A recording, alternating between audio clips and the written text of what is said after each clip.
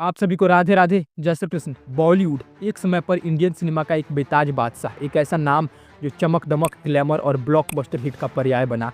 लेकिन आज हालात बदल रहे हैं। इंडियन फिल्म इंडस्ट्री में रिवॉल्यूशन आ रहा है और ये रिवॉल्यूशन साउथ की तरफ से आ रहा है।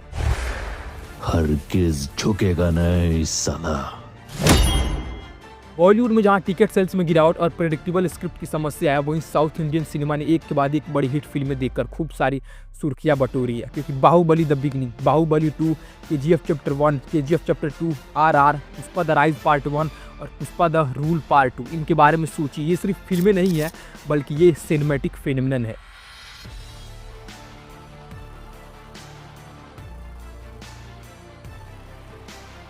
तमिलनाडु और आंध्र प्रदेश के लोकल फैन से लेकर पूरे भारत और कई देश विदेश के दर्शकों तक साउथ इंडियन स्टार हर जगह लोगों का दिल जीत रहे हैं।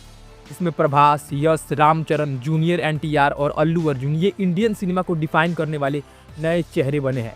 और बॉलीवुड तो अब बराबरी करने के लिए स्ट्रगल कर रहा है, क्योंकि पिछले कुछ सालों में इंडियन सिनेमा में ड्रामेटिक शिफ्ट देखने को मिला है, जिसमें साउथ इंडियन फिल्में मुख्य रूप से तेलुगु, तमिल, कन्नड़ और मलयालम जैसे इंडस्ट्रीज उभर कर आई है और बॉक्स ऑफिस पर दर्शकों के दिलों पर छा गई है। और ये ना सिर्फ भारत में बल्कि दुनिया भर में, जिसमें आरआर जैसी फिल्में जो कि एस राजमौली द्वारा डायरेक्टेड किया गया है, जिसके कारण इसने हिस्ट्री क्रिएट कर दिया है। क्योंकि अपने दमदार एक्शन, मेस्मराइजिंग विजुअल्स और इमोशनली चार्ज्ड स्टोरी टेलिंग के साथ आरआर ने अलग अलग कल्चर के ऑडियंस को अफेक्ट किया है। साथ ही इस फिल्म के गाने नाटू नाटू ने साल 2023 में बेस्ट ओरिजिनल सॉन्ग्स के लिए ऑस्कर अवार्ड जीता है। ऐसा अवार्ड जिसने ग्लोबल मैप पर साउथ इंडियन सिनेमा की जगह को और स्ट्रॉन्ग किया है, क्योंकि नाटू नाटू इंडियन फिल्म का पहला ऐसा गाना है जिसने ये ऑस्कर अवार्ड जीता है। यानी इस गाने ने आरआर को ऑस्कर जिताने वाली पहली इंडियन फीचर फिल्म बना दिया है। केजीएफ चैप्टर 2 एक्टर यश और इस फिल्म ने कन्नड़ सिनेमा को अखिल भारतीय स्तर यानी पैन इंडिया लेवल पर पहुंचा दिया है, जिसमें अपने गहरे, गंभीर लहजे और स्टर्निंग एक्शन सीक्वेंस के साथ केजीएफ एक नेशनल फिनोमेनन बन गई, जिसने बॉक्स ऑफिस के सारे रिकॉर्ड तोड़ दिए थे।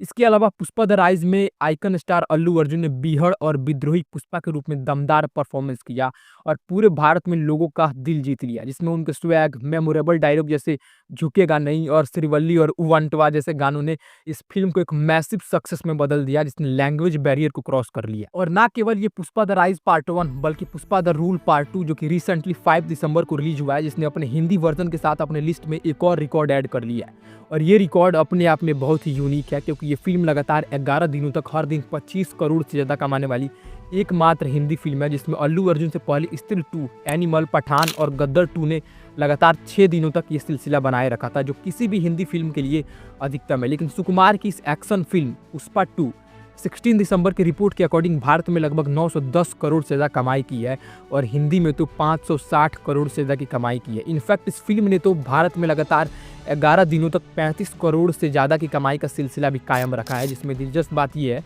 ये एकमात्र ऐसी फिल्म बनी है जिसने पहले दिन ही एक यूनिक रिकॉर्ड बनाया और पहले दिन 2 भाषाओं में 50 करोड़ से अधिक की कमाई करने वाला एकमात्र इंडियन फिल्म बन गई। यानी इसने अपने पहले दिन ही तेलुगु में 82 करोड़ और हिंदी में 72 करोड़ कमाए, जिसके कारण इसने बॉक्स ऑफिस को फाड़ कर रख दिया।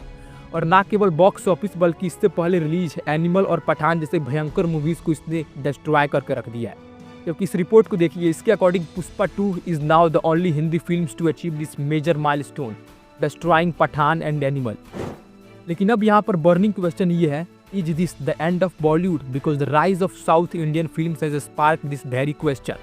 बॉलीवुड जो कभी अपने स्टार पावर, ग्लैमर और एंटरटेनमेंट से प्रेरित फॉर्मूले के साथ इंडियन सिनेमा पर हावी था, वो अब पहले से कई ज़्यादा संकट का सामना कर रहा है। लेकिन दशकों तक शाहरुख खान, सलमान खान, आमिर खान और अदर स्टार के साथ बॉलीवुड ने बॉक्स ऑफिस पर राज किया। लेकिन हाल के ही वर्षों में बॉलीवुड को लगातार हिट फिल्म देने में स्ट्रगल करना पड़ा है। हालांकि बॉलीवुड के कुछ दमदार मूवीज़ आई है जैसे कि पठान, एनिमल, जवान, लेकिन ये सब भी साउथ की आने वाली मूवीज़ के सामने फीका पड़ जाता है। क्यों? क्योंकि पैन इंडिया अपील की वजह से, जिसमें ये पैन इंडिया फिल्म यानी अखिल भारतीय फिल्म जो शब्द है वो साउथ इंडियन सिनेमा द्वारा पॉपुलर बनाया गया है, जिसमें ये फिल्म एक साथ कई लैंग्वेज में रिलीज की जाती है जैसे तेलुगु, तमिल, कन्नड़, मलयालम और हिंदी, जिसके कारण इन्हें वाइडर ऑडियंस तक पहुंचने में मदद मिलती है। एग्जाम्पल के लिए केजीएफ चैप्टर 2 और आरआर हिंदी मार्केट में जबरदस्त परफॉर्मेंस किया। साथ ही हाल में हुई रिलीज पुष्पा 2 को भी देखा जा सकता है। लेकिन इससे पहले इंडियन सिनेमा लिंग्विस्टिक और रीजनल इंडस्ट्री में डिवाइडेड था। जैसे हिंदी स्पीकिंग ऑडियंस के लिए बॉलीवुड, तेलुगु के लिए टॉलीवुड, तमिल के लिए कॉलीवुड, कन्नड़ के लिए सैंडलवुड और मॉलीवुड। यानी प्रत्येक इंडस्ट्री मुख्य रूप से अपने रीजनल ऑडियंस पर फोकस था, जिसमें कभी कभी क्रॉस ओवर भी शामिल थे। हालांकि पैन इंडिया फिल्म के वजह से ये सब खत्म हो गया है, जिसके कारण कई सारे ऑडियंस तक ये पहुंच रहा है। इन summary, the rise of pan India films linguistic barrier को तोड़ता है, जहां कंपेलिंग स्टोरी टेलिंग और हाई क्वालिटी प्रोडक्शन को प्राथमिकता दी जाती है, जो नेशनल और ग्लोबल स्टेज पर इंडियन सिनेमा को रीडिफाइन करता है। दूसरा, स्ट्रॉन्ग स्टोरी टेलिंग। जैसे कि मैं आपको बताया, साउथ इंडियन सिनेमा ने हाल के ही वर्षों में ग्लोबल स्तर पर ध्यान आकर्षित किया है, जिसमें इसका मेन रीजन ये है, इसमें स्ट्रॉन्ग इमोशनली और विजुअल स्टाइलिंग सिनेमेटोग्राफी के साथ एक जबरदस्त स्टोरी टेलिंग होता है, जिसके कारण इन फिल्मों को मैसिव सक्सेस मिलता है, खासकर एक्शन और एपिक ड्रामा में। कुछ फिल्में इसका एग्जाम्पल है, जैसे बाहुबली, आरआर, पुष्पा, जिसमें एस राजामौली द्वारा डायरेक्टेड। बाहुबली 2 पार्ट का हिस्टोरिकल एपिक है, जो माहिष्मती के फिक्शनल किंगडम में सेट है। ये फिल्म 2 एक्टर्स बाहुबली और भल्लाल देव की जर्नी को फॉलो करती है, जिनकी नियति फैमिली डिस्प्यूट, पावर स्ट्रगल और सिंहासन के लिए लड़ाई से आकार लेती है। जिसमें कहानी कहने का तरीका मैथोलॉजी में देखी जाने वाली क्लासिकल स्टोरी टेलिंग में गहराई से निहित है, जो हीरो के जर्नी और अच्छाई और बुराई के बीच लड़ाई पर फोकस है। यानी कुल मिलाकर ये फिल्म ऐसी एंटरटेनिंग और इमोशनल कहानी बनाती है, जो ऑडियंस को इमोशनली अपनी तरफ बनाए रखती है। इसके अलावा एस राजामौली की एक और मोन्यूमेंटल आरआर भारत के इतिहास के 2 लेजेंडरी फिगर्स अलूरी सीताराम राजू और कोमाराम भीम को एक फिक्शनल एक्शन से भरपूर कहानी में साथ लाती है, जो कि भारत के इंडिपेंडेंस स्ट्रगल के बैकग्राउंड पर बेस्ड आरआर इन 2 रिवोल्यूशनरी फ्रीडम फाइटर के लाइफ्स को फॉलो करती है, क्योंकि ये ब्रिटिश अंपायर के खिलाफ गोरिल्ला वार छेड़ देते हैं, जिसमें जबरदस्त एक्शन, इमोशन और पैट्रियोटिज्म से भरपूर ये मूवी दर्शकों को देखने में मजबूर कर देती है। तीसरा, authenticity and cultural root. South Indian film में अपने रीजनल कल्चर के साथ गहराई से जुड़े रहने की एक यूनिक एबिलिटी है, जो शायद पैन इंडियन और इंटरनेशनल ऑडियंस को अपनी तरफ आकर्षित करती है। अब चाहे वो तमिल, तेलुगु, मलयालम या कन्नड़ फिल्में हो, ये सब अक्सर अपने रीजन की समृद्ध लोक कथा और पौराणिक कथा और परंपराओं से बहुत ज्यादा भरा हुआ होता है। एग्जाम्पल के लिए बाहुबली, कांतारा, सुपर डिलक्स। और ना केवल ये फिल्में, बल्कि साउथ का ऑलमोस्ट हर फिल्मों में आपको देखने को मिलेगा कि वो अपने कल्चर से डीपली जुड़े हुए होते हैं। और इसी कारण से मैं ज़्यादातर साउथ की मूवीज़ को देखना प्रेफर करता हूं, जबकि अगर आप बॉलीवुड को देखोगे तो बॉलीवुड अपने फिल्मों में ओपनली हिंदू कम्युनिटी के धर्म को बदनाम करते हैं। और ये ना केवल उनकी एक फिल्म में होता है, बल्कि इनकी ऐसी कई सारी फिल्म है जिसमें ये जबरदस्त तरीके से हिंदू धर्म का मजाक बनाते हैं। एग्जाम्पल के लिए OMG मूवी अतरंगी रे धर्म संकट में है, और अगर बेस्ट एग्जाम्पल चाहिए तो वो है PK, जिसमें भगवान शिव जी को वो दौड़ाते हुए नजर आते हैं और उनको बाथरूम में लाकर बंद कर देते हैं। मतलब ये एक तरीके से बहुत ही वाहियात मूवी था, जिसने अच्छे से हिंदुइज्म का मजाक बनाया था, जिसके कारण हिंदू कम्युनिटी जो है वो ऐसे ऐसे मूवीज को बॉयकॉट करने लगती है। लेकिन वहीं दूसरी तरफ साउथ में मुझे एक भी ऐसी मूवीज नहीं मिलता जिसको हिंदू कम्युनिटी बायकॉट चिल्लाया हो, क्योंकि ये लोग अपने मूवीज में हिंदू कल्चर को बहुत ही ज्यादा रिस्पेक्ट देते हैं, और यही बात मुझे सबसे ज्यादा अच्छी लगती है साउथ मूवीज में। अब चौथा, marketing and distribution strategy of south Indian films. South Indian film box office पर जबरदस्त कमाई कर रही है, और इनका फिल्म मैसिव सक्सेस गेन कर रहा है।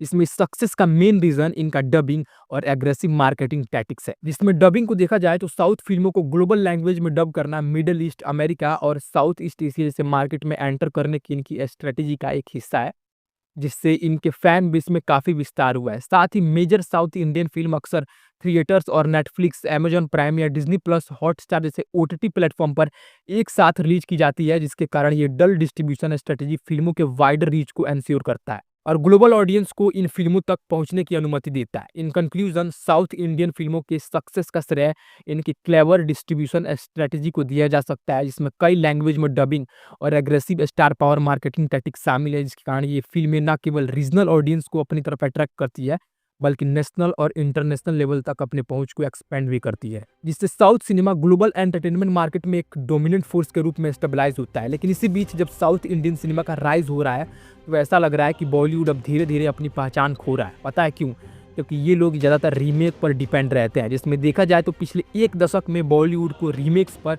डिपेंड रहने के लिए क्रिटिसिज्म का सामना करना पड़ा है, जो भारत के हिंदी फिल्म इंडस्ट्री में लैक ऑफ ओरिजिनलिटी का संकेत है। जिसमें बॉलीवुड की रीमेक पर डिपेंडेंट रीजनल सिनेमा, खासकर साउथ इंडियन फिल्में इंटरनेशनल ब्लॉकबस्टर और यहाँ तक कि अपनी खुद की क्लासिकल हिट फिल्मों के लगातार कॉपी करने से ये बात क्लियर होता है। फॉर एग्जांपल, शाहिद कपूर की कबीर सिंह मूवी तेलुगु फिल्म अर्जुन रेड्डी की रीमेक है, तो वहीं अजय देवगन की दृश्यम मूल रूप से मलयालम से ली गई है। साथ ही Bollywood movies like Bang Bang Hollywood के नाइट एंड डे से इंस्पायर्ड है, तो वहीं कांटे फिल्म रिजर्वोयर डॉग का रीमेक है। इसके अलावा कूली नंबर 1 और हिम्मत वाला जैसे पुरानी बॉलीवुड फिल्मों के हाल ही में रीमेक किया गया है, लेकिन इसके बावजूद भी ये ऑडियंस के साथ रिजोनेट करने में फेल रही है। पता है क्यों? क्योंकि जैसे जैसे साउथ इंडियन फिल्में नेशनल और इंटरनेशनल लेवल पर पॉपुलैरिटी गेन कर रही है, वैसे वैसे बॉलीवुड भी लार्जर ऑडियंस तक पहुंचने के लिए उनके हिट फिल्मों का रीमेक बना रहा है। हालांकि ये रीमेक अक्सर ओरिजिनल फिल्म के ऑथेंटिसिटी और इमोशनल डेप्थ को कैप्चर करने में फेल हो जाती है। कभी कभी बहुत बुरे तरीके से फेल हो जाती है। जैसे लक्ष्मी जो कि रीमेक है कंचना का, इसको बहुत ज़्यादा बैकलिस्ट का सामना करना पड़ा। इसलिए बॉलीवुड को चाहिए कि वो रीमेक पर अपने डिपेंडेंट को कम करे और ओरिजिनल स्टोरी टेलिंग और यंग स्क्रिप्ट राइटर को स्ट्रॉन्ग बनाकर क्रिएटिव टैलेंट को बढ़ावा दे। अब दूसरा केस देखा जाए बॉलीवुड का अपनी धीरे धीरे पहचान खोने का, तो बॉलीवुड और south Indian cinema film making के दो अप्रोच को रिप्रेजेंट करते हैं, जिसमें बॉलीवुड सेलिब्रिटी स्टेटस को लेकर जुनून में रहता है, क्योंकि बॉलीवुड में लंबे समय से स्टार ड्रिवन कल्चर पर जोर दिया जाता रहा है। यानी बॉलीवुड कुछ गिने चुने एक्टर्स पर बहुत ज्यादा डिपेंड रहता है, जैसे शाहरुख खान, सलमान खान, आमिर खान और अदर स्टार। इसमें ये इंडस्ट्री स्क्रिप्ट डिमांड की परवाह किए बिना मार्केट वैल्यू और फैन बेस के आधार पर टॉप एक्टर्स को कास्ट करता है। यहाँ तक कि मीडियोकर फिल्म भी बॉक्स ऑफिस पर अच्छा परफॉर्म करता है यदि उसमें कोई बड़ा स्टार हो, क्योंकि बॉलीवुड में ग्लैमर, प्रमोशन और फैन लॉयल्टी पर फोकस किया जाता है। इसके अलावा बॉलीवुड स्टार किड्स को बढ़ावा देने और स्टार के डायनेस्टी कल्चर को बनाए रखने के लिए इनफेमस है। Infamous means famous for being bad.